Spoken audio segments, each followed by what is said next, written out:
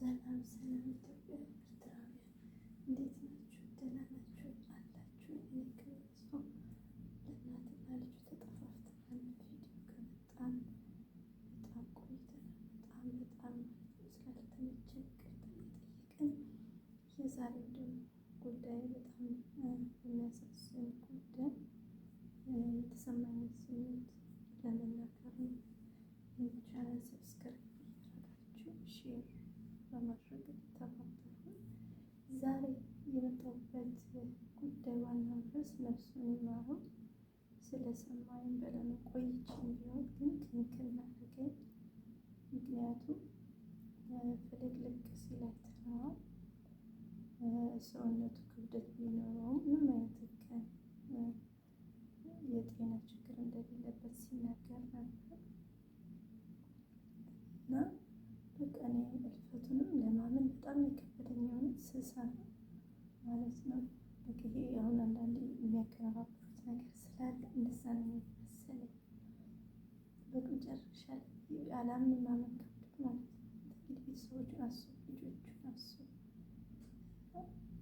እኛ በርቁ ቴሌቪዥን አይተናል እንደዚህ የሆነ ቤተሰቦቹ አብረው ያሉት አብረው በትዳር አካባቢ ትዳሩን አክባሪ ልጆቹን ወዳጅ ይህን ያህል ዓመት እንግዲህ በሞት መለያየት ማለት ነው። ያሳዝናል በእውነት። አሁን እዚህ ጋር ይሄ ሞት ያለ ቀን ይህ ከተጻፈልን ውጭ የምትሞት ሞት በተለያየ ነገር በተለያየ ስላችሁ አሁን እሱ ደህና ነበር አይተነዋል።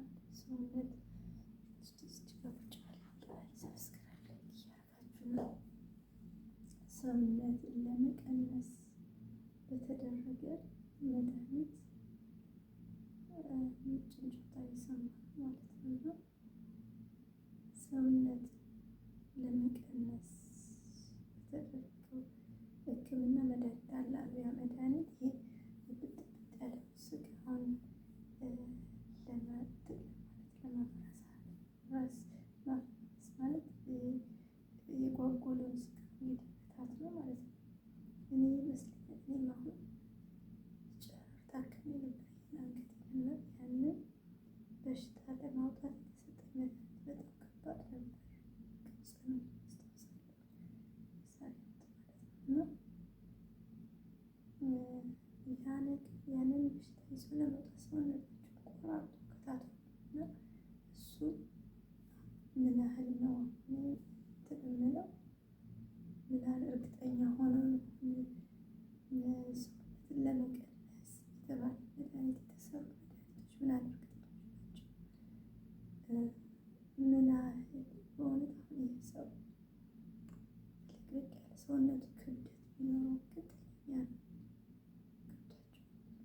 ጤነኛ እና መድኃኒት እርግጠኛ ነኝ እንጂ እርግጠኛ ናቸው። ከዚህ በፊት ብዙ ሰው ሳይጠቀም ለማመን እንደሚመስለኝ ስሜት ክሪያ እንዳደረጉት ነው የሚሰማኝ።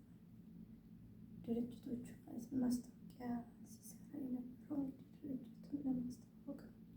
በዚህ አጋጣሚ ተጠንቀቁ። ውፍረትን እንግዲህ ምንም ማድረግ አይቻልም። አሁን እንደዚህ ሰውነት ይሰፋል ምንም ካላለ ግን ቢኖር ዝም ብሎ እንደዛ ለቤተሰቦቹ ለእኛ ነው ለሩቅ የምናየው ነው እኮ ስናይ ድንግጥ የምንለው ስናይ በተሸከመው እኮ የሚያነሱ ወንዶች ለምን እኔ በራሴ ስላየሁት ቢሆን አንገቴ ይህን ያክል ነበረ ነው ለእኔ ይታወቃሉ ሰዎች እና ምንም ህመም የለውም ከውበት በስተቀር እና ያየ ሰው ሲደነግጥ እኔ በዛው ትጎዳላችሁ እናንተ የሚያስመስላችሁ የተሸከማችሁ ሰው ያየው ሰው ግን እኔ የሚፈልጉት ሁሉም በእኔ ስለደረሰ ነው። ማንኛችንም የሆነ ነገር ሰው ላይ ያ ሰው ወዶ አይደለም ልባችን ይሁን ያልባሌ ውፍረት ይሁን ፍርበት መንገድ ካለ ስለ ድምፅ ይቅርታ ጥሩ ስለሆነ ዘግቶኛል። የሚቀንስበት መንገድ ካለ የምናውቀው ካለ ልምድ ካለ ማካፈል ልንረዳ አንደባባል አስተማሪ አንድ ሰው ችግሩን ልትቀርብለት ቆመ አትየው ወይም ከንፈርን አትጠጣ በተፈጥሯችን በሀገራችን እኔ ማለት እላለሁ። ግን ለዛ ሰው ከንፈር መጠጦችን ማዘን ብቻ ይጎዳዋል እንጂ አይጠቅምም። እና ምልላችሁ አሁን ይሄ ሰው ሀና ትላለች ሀና ልጅ አውርታለች ሰው ቀንሳለች ሀኒ ጋዜጠኛ ካወቃችኋል ሰውነት ይሰፋል ወድ አይደለም እሷ መስፋት ወድ አይደለም።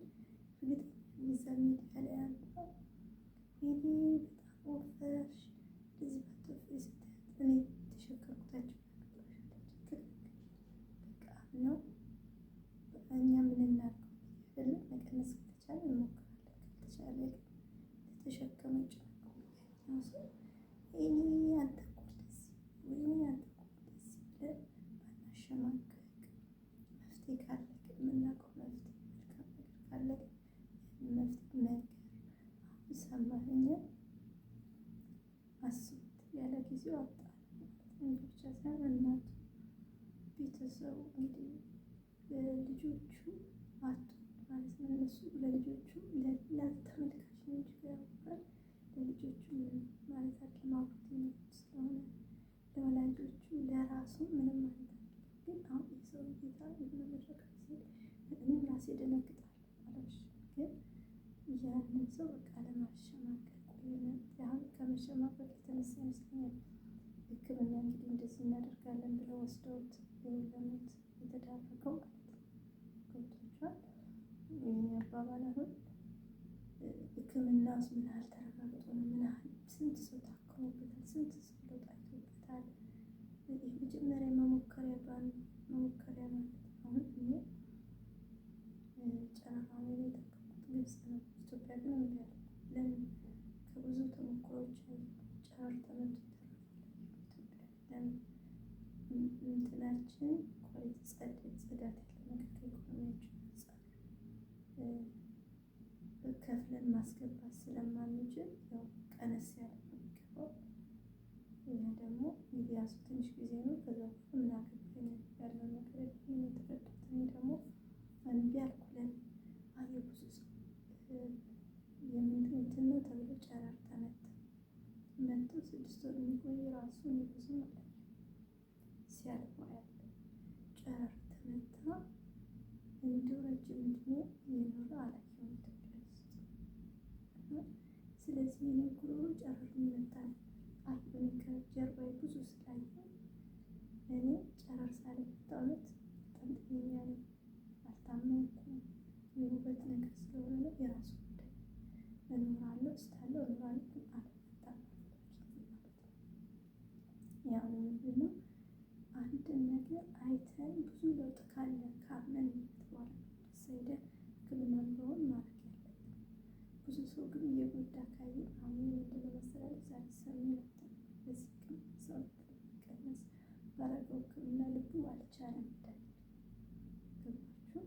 መኖር እየቻለ መኖር እየናፈቀ ይወጣልና አሁንም እንደዚህ ይህ ነገር ድምጽ ይገባል። ሰውነት ለመቀነስ ሄደው እዛ እንዳይታከሙ ሰዎች ምክንያቱም የሰውነት ናጥፎ ሌላ ማጣት የለብንም እና እኔ እምቢ አልኩኝ። እግዚአብሔር ይመስገን እኔ ጤነኛ ነኝ። ምንም አላለም። እግዚአብሔር ስለሰጠኝ እኖራለሁ።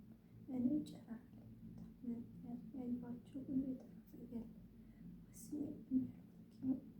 እግዚአብሔር ይመስገን እዚህ መጥቼ ያው ዕዳ ብከፍልም ሰዎቼ ተባብረው ድጋሚ 3ኛ ዙር ቀርቦ አውጥተውልኝ ጨረር መድኃኒት ጨረር ሲባል አሁን የኢትዮጵያ በመብራት ነው የሚመጡት። እዚህ ግን ኬሚካል የምትጠጣ ብልቃጥ ሰው ልጅ ማጥፋትም ማዳን ይቻላል።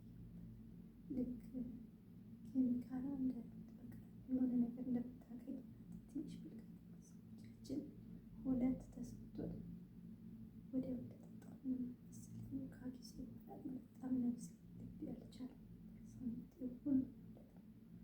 ለካስ ምንድን ነው ያንን በሽታ ከሰውነታችን ጠራርጎ ሊያወጣ ያማል ማለት ነው። ገባችኋል? ይኸው ደህና ውድ ከፍላችሁ ጸዳ ያለ ጨረር የኢትዮጵያ እንደዛ አይደለም። የሆነ በመብራት ነገር ነው